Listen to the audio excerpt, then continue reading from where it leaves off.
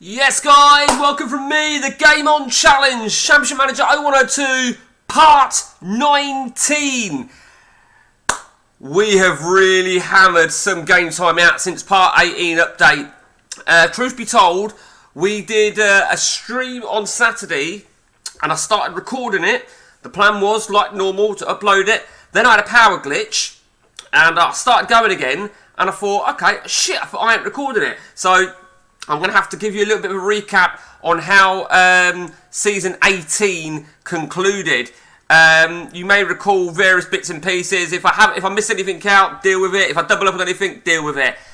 Season 19 is off and running, and there is no changes on the job front. That's a very, very important factor. Because Matt, Borussia Dortmund, myself, Bayern Munich, we are both in the same league. It's been a while since we were both in the same league, playing competitive football against one another. We will kick off with Dortmund first. And, yeah, let's go to Dortmund. So, Matt, so far for the news, we'll go through last season in a minute. So far this season, Matt has brought in two players, Alvaro Barros and Eric Barrett. I don't know who they are, but solid centre-half there.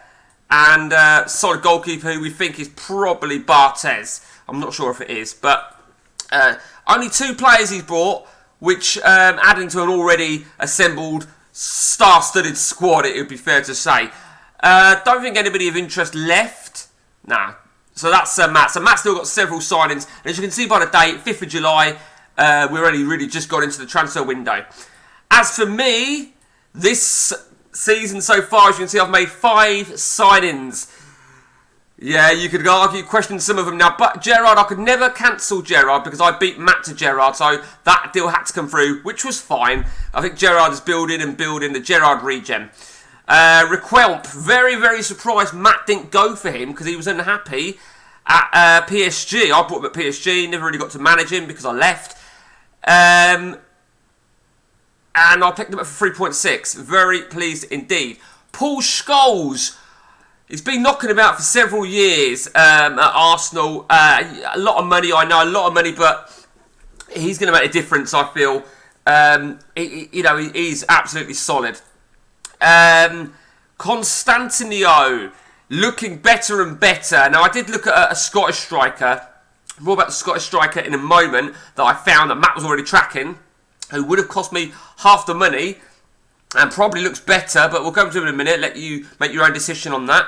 Constantino Regen looks solid. And recently, don't know who he is, Carlos Barbosa, absolute diamond of left wing. I actually surrendered the Keely Gonzalez pre-arranged deal in order to get this guy over the line. I didn't want them both because I didn't want to waste a transfer. So we still have 2 more transfers, and one of those is definitely got to be a central defender. It's absolutely imperative to be a central defender. I actually cancelled a Brazilian defender I had. I might either buy 2 central defenders or 1 central defender and a goalkeeper. It's decision time. So, last season, there you see, Bayern Munich, we won the title ahead of Matt. And in fairness, we didn't just win the title. We absolutely annihilated, and you can see we finished on 86 points. 86 points we finished on, whereas Matt finished on 70. So we absolutely hammered our way through to title glory. So that's Germany complete for me. Who knows? Who knows what the future lies with regards players. With regards to the cup, there you see, we won the cup. It was an unprecedented double for us.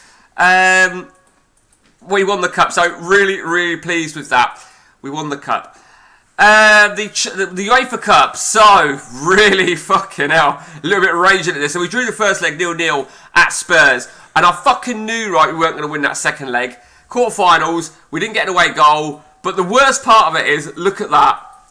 Look at that. So, a little bit fucking angry with that. But hey-ho. In terms of the Champions League, I've got to show you the Champions League. Poor Matt, and I do say poor Matt because it was a little bit brutal. He did get knocked out of the second phase. The last game, I can't get to it. Yeah, the last game he had to beat Arsenal and hope that PSG beat Lazio. That's what I had to do.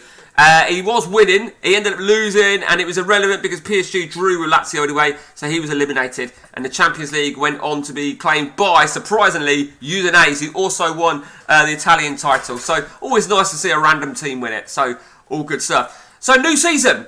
Now the interesting thing is, I had a feeling Matt might do this. I think it was a terrible session for Matt. It was a terrible season for Matt.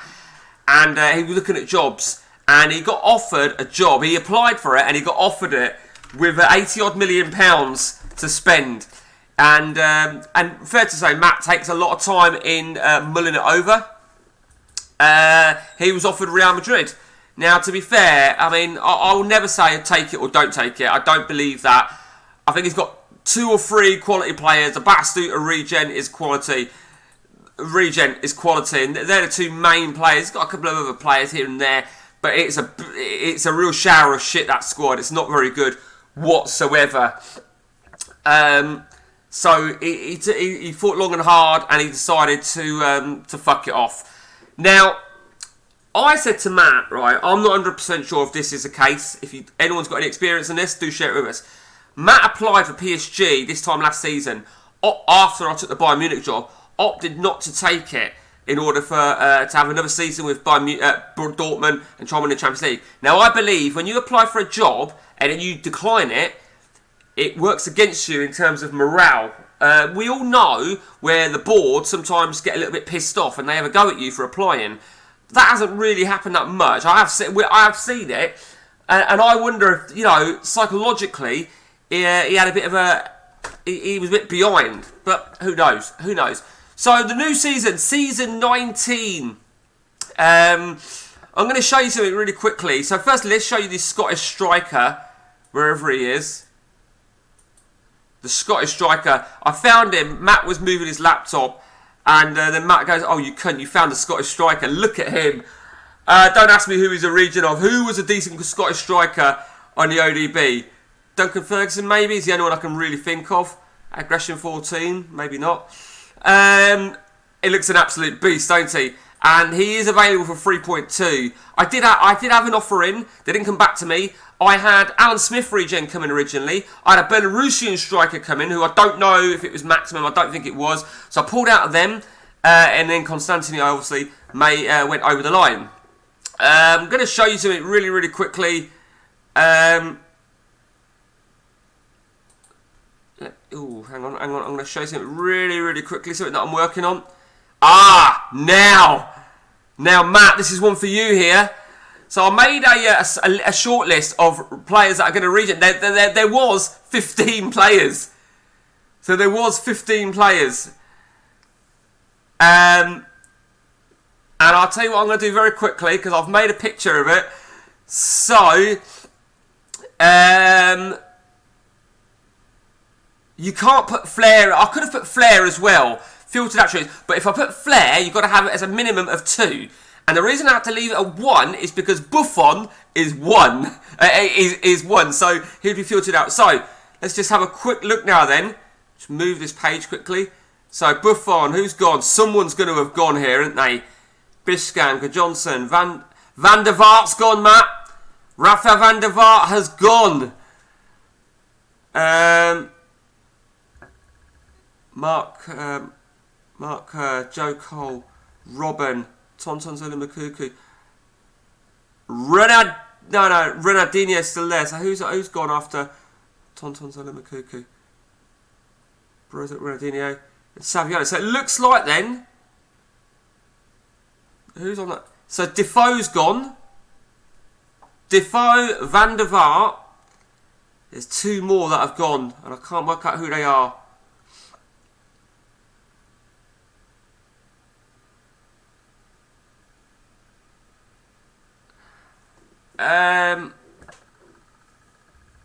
What were they in order of? All right. Okay. Let me put it another way.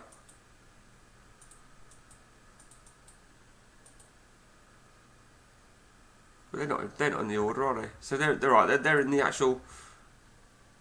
Okay. So hang on a minute. This is going to bug me otherwise now. So Buffon, Constantino, Coutinho, Bishkan. Oh, Walter Samuel's gone. Now Walter Samuel. Okay, so Samuel, Defoe, Van der Vaart, and there's one more missing.